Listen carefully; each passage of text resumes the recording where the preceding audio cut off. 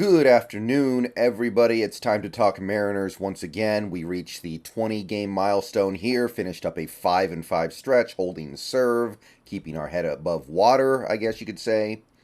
Before I get into the Mariners talk, though, if you are watching this video shortly after its upload, it means that I am currently over on the Hawks Nest channel talking about the draft. So if you're interested in hearing about defensive backs in the upcoming 2023 NFL draft, head on over there. Me and him will be talking about it for several hours today on stream, and I hope to see you there. Okay, so the Mariners find themselves at 9-11 after 20 games.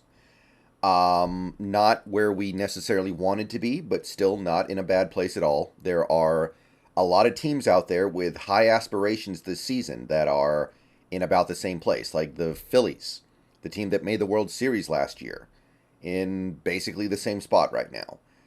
On the other hand, there are certainly teams out there that you can see really outstripping the Mariners, like, say, look at what Tampa Bay is doing with a payroll that is not radically different than ours. So, on the one hand, you've got some stuff to look at here where you can say, yeah, this team is going to be okay. This team has plenty of time to get up to where we expected them to be. On the other hand, you can also look at some stuff and say, we are clearly not doing things as well as some of these other teams. So it's a mixed bag, and I want to reiterate a couple of the things that I indicated in my previous video about the Mariners. There are some things that have gone wrong over the first 20 games that I do believe will correct just kind of automatically. This is a home run heavy team. We hit a lot of balls to the warning track. We hit a lot of balls that go for deep flyouts. We hit a lot of balls to the deep part of the park that would have been a home run pretty much any other place in the park. And in the next month, as the temperature warms up and we start playing games in 70, 75, 80 degree weather, those balls are going to fly out of the park. So I do think that the weather warming up over the next month is going to help this offense tremendously. You're going to see guys like Teoscar and Suarez and Kelenic and Julio. They're going to have some of these balls that are currently going for long flyouts or even doubles turn into home runs. That's going to help. Also, even though we haven't been devastated by injuries so far this year, good, thank the Lord, there have been little things here and there happening that have restricted this team's success due to injuries. Dylan Moore would be a big upgrade over what we're getting right now. Robbie Ray getting hurt was unfortunate. Munoz as well. These are things that are going to get better by default with these guys getting back.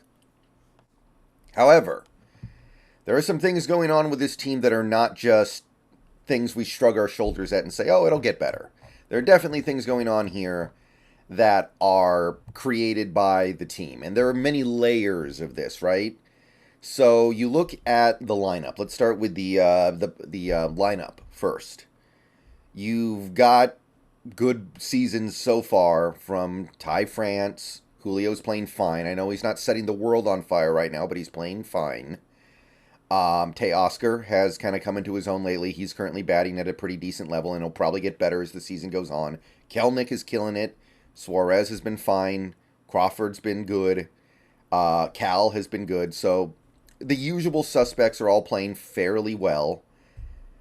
And then things kind of get choked out pretty quickly. So you're looking at 7 guys that are hitting currently at an above average level. And one of them is J.P. Crawford, who is hitting at a barely above average level. Like, he is doing his job. He is keeping things moving in the lineup. But he's certainly not great. And if you want to be completely real here, you can say that a guy like Julio, you would have expected a little bit better. But I think he just went through a little bit of a slump during this 20-game stretch, and he'll be totally fine. I'm not worried about that. But it's 7 guys. So you look at the rest of the lineup, and you're trying to put it together. So you have guys who are struggling, and it's their fault, right? It's not the coach, it's not the general manager, it's not the owner, it's them. Colton Wong has a full career of above average play at second base. He's been good in the field and he's been good at the plate. So for him to be this irredeemably awful through 20 games is on him. I can't blame our ownership and general manager and coach for bringing that guy in and then expecting him to play well, and then he just plays terribly. That's on him. And he will get better. He will get better. He'll probably get a good amount better. I don't know if he'll get better by enough to, at any point this season, be like a plus player. I know he's going to get better, though, because it's hard to be this bad. Like, it's really hard to play this poorly in the game of baseball when you built a whole career on being an above-average player. So that's on Kolten Wong. And A.J. Pollock, I mean, I think A.J. Pollock will be fine as well overall, but so far it hasn't been pretty. Ops plus of 56. Not good, not what we're looking for. But that's on him. He needs to play better. He has proven throughout his career he is capable of playing much better than this. So when I look at those guys, I say, okay, that's on the players. The player just needs to get better, and I think they probably will. But then you have guys like Cooper Hummel. You have guys like, I would say to a certain extent, Tom Murphy. I would say to a certain extent, well, actually, not even to a certain extent, I would say beyond any shadow of a doubt, Tommy La Stella, Jose Caballero, and that is the fault of this team's managers. That is the fault of this team's, I'm talking about Dipoto, of course. Dipoto decided to make these guys relatively crucial parts of the 2023 season. Cooper Hummel and Tommy La Stella were brought in and then made crucial parts of this season. Like, I'm not saying those guys are pivotal, but we went into the season knowing those guys were going to play non-trivial roles on this team. And we knew they weren't going to be that good. Maybe Cooper Hummel we had a little bit of belief in because he had a good spring, but there was nothing in his ledger that said we could depend on him. So you bring in Cooper Hummel and you bring in Tommy La Stella, and you're thinking you're going to get something good out of them. I don't blame the players for that so much because the players have never shown you they were anything more than this. So that's on Jerry Dipoto. And it's also on John Stanton, but let me just say this. You absolutely could have spent the Tommy La Stella money. The little bit of money that you're giving La Stella, you could have spent in a way that was more profitable elsewhere. You absolutely could have. Nelson Cruz is making like $1 million this year, and he's playing at a well above average clip at the plate so far.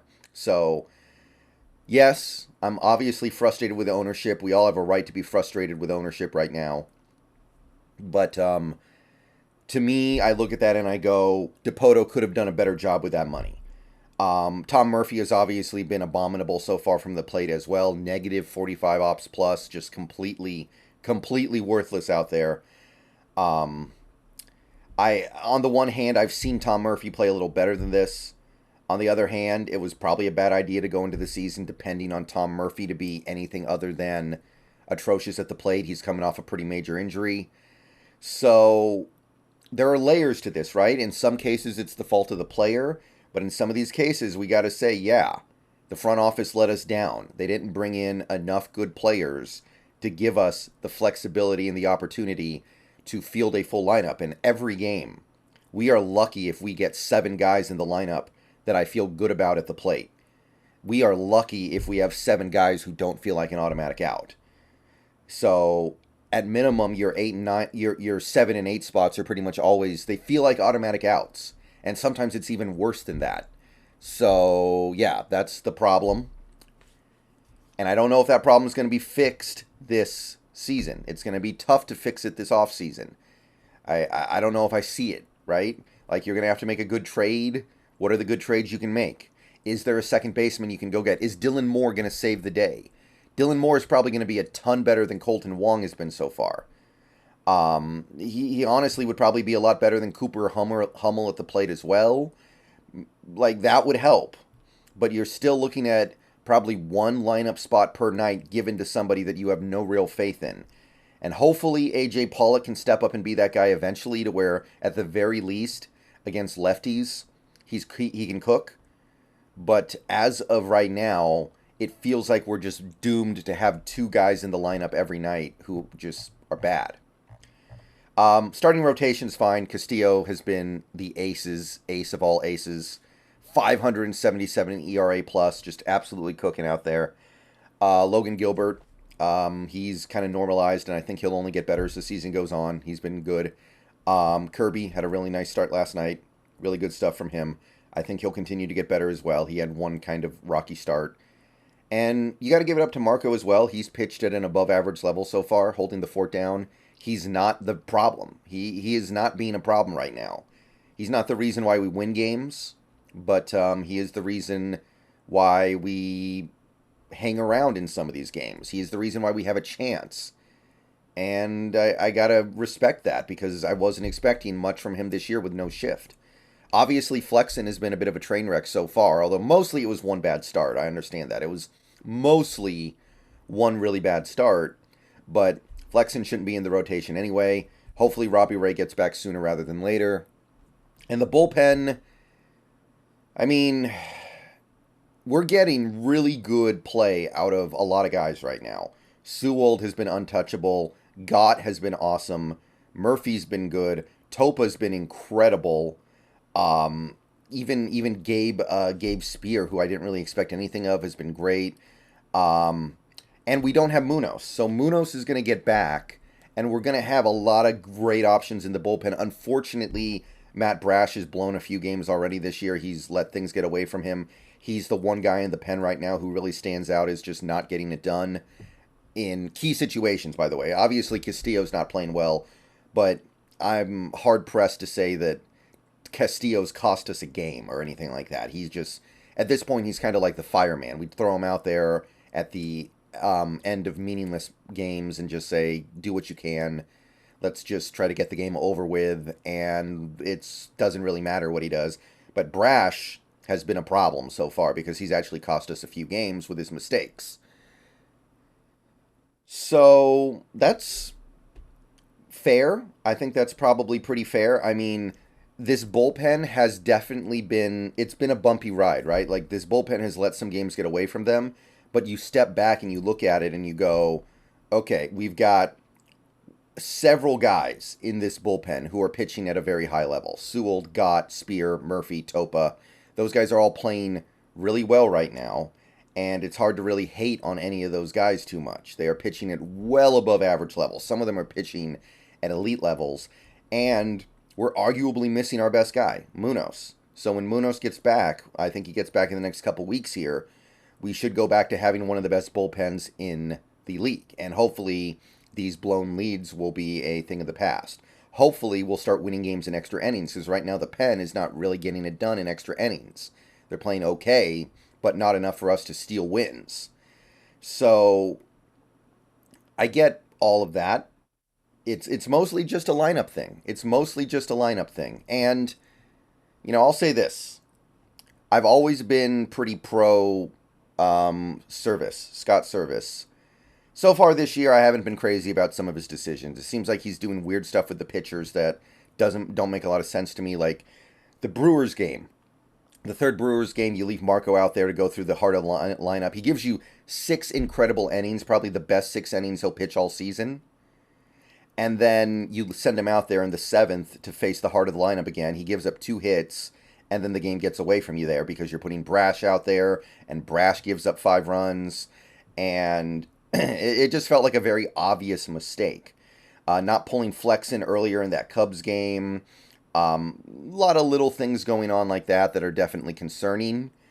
And I'm not in love with the way Scott Service has started the season out. I've always given him a break because he's working with not a lot on this roster at times. Like that Brewers game I just mentioned. Bases loaded, 1 out, down 2 runs, and you're pinch hitting Tommy La Stella. Like, yeah, that sucks. That's awful. That's terrible. That's the worst. But it's more reflective of the fact that you don't have a lot to work with. You don't have a deep enough lineup to actually pinch hit somebody who can hit. But at the same time, why did you pinch hit Cal for Pollock? Let Pollock take his at-bat and then pinch hit Cal for La Stella or Caballero. Let Cal take the place of a guy who's actually pretty hopeless at the plate. At least Pollock has a chance. So there are layers to this, like I said. Some of the players just need to play better. The manager is making mistakes. Most of my ire still goes to the general manager and the ownership for not spending money. but plenty of time to turn things around. All right, see you guys later. Go Mariners. Come watch us talk about defensive backs over on the Hawks Nest.